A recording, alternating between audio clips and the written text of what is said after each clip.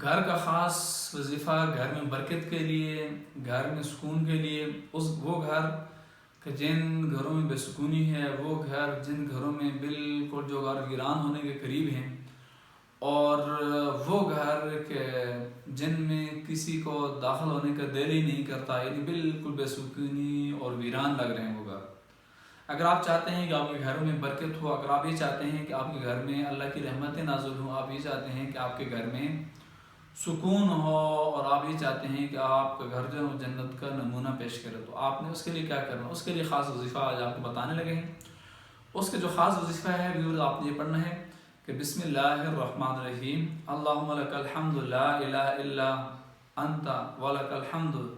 الہی لا احد الا انت ولک الحمد ولک الشکر۔ انشاءاللہ تعالیٰ اس وظیفے کی برکت سے آپ کا گھر جو پہلے بے سکون تھا وہ سکون کا منظر پیش کرے گا، اور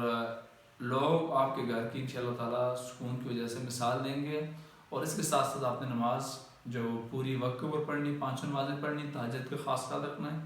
صبح کے وقت آپ نے سورہ بقرہ اونچی آوازوں پڑھنی ہے، تو انشاءاللہ تعالیٰ ان وظائف کی برکات سے آپ کا گھر برکتوں کا محور بن جائے گا۔